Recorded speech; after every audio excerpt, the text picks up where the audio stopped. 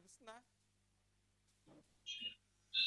Hello రాము గారు, నమస్కారం అండి. సార్ ఊహించిన విధంగా పొత్తు పార్టీలు ఘన విజయాన్ని సాధించిన దగ్గర నుంచి కూడా మరి వైఎస్ఆర్సీపీని చాలా ఇబ్బందులు పడుతున్నాయట. ఇంతకు ముందే గవర్నర్ని కూడా వెళ్ళి వాళ్ళు కలిశారు. చాలా ఇబ్బందికర పరిస్థితులు ఉన్నాయట. ఇలా జరిగితే మేము సహించేది లేదు, మళ్ళీ రీబ్యాక్ అవుతాము అని చెప్పి వాళ్ళు సవాళ్ళు కూడా విసురుతున్న నేపథ్యం. పాలన చేపట్టిన తర్వాత 10-15 రోజులు మాత్రమే అయ్యింది. సో 15-20 రోజుల్లో వీళ్ళు తీసుకుంటున్న చర్యలు కానీ వీళ్ళు వేస్తున్న అడుగులను కానీ ఏ రకంగా చూడాల్సిన అవసరం ఉంది? సార్ నా వాయిస్ వినపడుతుందా? వినపడుతుందండి, ప్లీజ్ మాట్లాడండి. సార్ అందరికీ నమస్కారం. ముఖ్యంగా మా స్నేహితులు ఆత్మీయులు మా బుల్సెల్ శ్రీనివాస్ గారికి అభినందనలు, శుభాకాంక్షలు మరి ఎమ్మెల్యేగా గెలిచినందుకు. అట్లాగే మన పవన్ కళ్యాణ్ గారు పిఠాపురంలో గెలవటానికి చిత్తశుద్ధిగా నిజాయితీగా ఆయన వారికి పూర్తిగా సహకరించిన వర్మ గారు, మన పిఠాపురం మాజీ ఎమ్మెల్యే వర్మ గారికి కూడా మా కృతజ్ఞతలండి మీకు. ఎందుకంటే మేము పిఠాపురం వచ్చినప్పుడు మేము చూసాం, బాగా దగ్గరుండి అంతా లీడ్ తీసుకొని కింద బూత్ కమిటీలని ఎట్లా చూసుకోవాలా, ఎక్కడెక్కడ ఎట్లా ఉంది, ఖర్చు ఎట్లా ఉంటుంది, ఎలక్షన్ కమిషన్ రూల్స్ అని వైలేట్ చేస్తున్నామా, ఎన్ని మీరు నెక్స్ట్ అక్కడ ఒక భారీ స్థాయిలో మందు లిక్కర్ పట్టుకున్నారు. అది అది మీరు క్రియాశీలకంగా మీరు ఇచ్చిన ఇన్ఫర్మేషన్ తోనే పోలీసులు చాలా పెద్ద స్థాయిలో పట్టుకున్నారు. అది ఆ టైంలో నేను అక్కడే ఉన్నాను. అవన్నీ కూడా మీరు పవన్ కళ్యాణ్ గారికి అండగా ఉండి వారిని ఒక ఎంత పెద్ద బలమైన నాయకుడైనా కూడా మరి తన కాన్స్టిట్యూన్సీలో మనందరూ సహకరిస్తేనే కదా ఎవరైనా ముందుకు వెళ్ళేది. ఆయన సహకరించారు. ధన్యవాదాలు.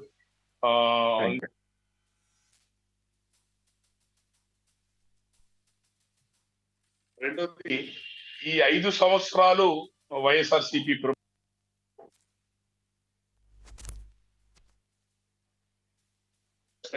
అది ఈ వైఎస్ఆర్సీపీ ప్రభుత్వం యొక్క దౌర్జన్యాలు, దుర్మార్గాలు, వీళ్ళ అవినీతి, వీటి మీద మా అందరి గొంతు ముఖ్యంగా బొలిశెట్టి గారు వారు నిరంతరం ఎప్పటికప్పుడు ప్రభుత్వం సంబంధించిన ఏ తప్పులు ఉన్నా కూడా బలంగా ఆయన గొంతు ఆయన వినిపించేవారు. మీ ఛానల్ ద్వారా అవకాశం ఇచ్చారు. అన్ని ఛానల్స్ అట్లా లేవు కదా. మీ ఛానల్ అవకాశం ఇచ్చి నిజాయితీగా చిత్తశుద్ధిగా ఎవరి గొంతు వాళ్ళు వినిపించుకునేట్టుగా ప్రజాస్వామ్యాన్ని నిలబెట్టడానికి, ప్రభుత్వాల్ని సవ్యంగా నడిపించడానికి ప్రతిపక్షాల మనుషుల్ని వాళ్ళ గొంతు కూడా వినిపించడంలో మీ ఛానల్ మీరు నిజాయితీగా మీరు పనిచేశారు. మంచి ప్రజలు ఒక మంచి తీర్పు ఇచ్చారు. ఒక చెప్పపెట్టు ఎవరికైనా సరే ఇష్టారాజ్యంగా నియంత పోగొడుతో ఏదో మా తాతగారు జాగీర్ లాగా ఇష్టం చేస్తాము, ప్రజలు ఏముంది గొర్రెలు మంతా, వాళ్ళకి ఏదో మళ్ళీ పథకాలు పడిస్తే పడుంటారులే, ఏ అబద్ధాలు చెప్పిన నమ్ముతారులే అనే వాళ్ళకి ఇది చెప్పపెట్టు. ఈ గుణపాఠం భవిష్యత్తులో ఎవరైనా సరే విచ్చలవిడిగా అవినీతి చేసే వాళ్ళకి కానీ తప్పుడు పనులు చేసి ప్రజల్ని మోసం చేద్దాం అనుకునే వాళ్ళకి ఇది చాలా పెద్ద గుణపాఠం. ఆంధ్రప్రదేశ్ అనేది, ఆంధ్రప్రదేశ్ ప్రజలు చాలా తర్వాత చాలా అంటే ఆంధ్రులు చైతన్యవంతులు అంటారు, దాన్ని నిజం ప్రూవ్ చేసుకున్నారు. దేశంలో ఉన్న వాళ్ళందరికీ కూడా ఇది ఒక ఎగ్జాంపుల్.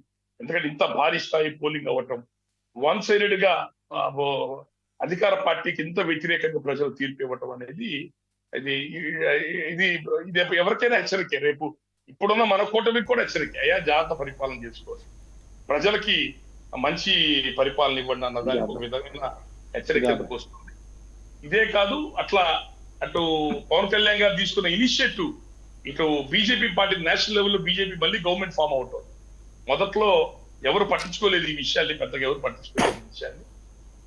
తర్వాత వాళ్ళకి సీట్లు తగ్గటం, ఆంధ్రప్రదేశ్ సీట్లే వాళ్ళు గవర్నమెంట్ ఫామ్ అవటానికి ఉపయోగపడటం అన్నది మోడీ గారు, అమిత్ షా గారు. అంటే ఓకే రాము గారు ఇవన్నీ కూడా జరుగుతున్న అంశాలే.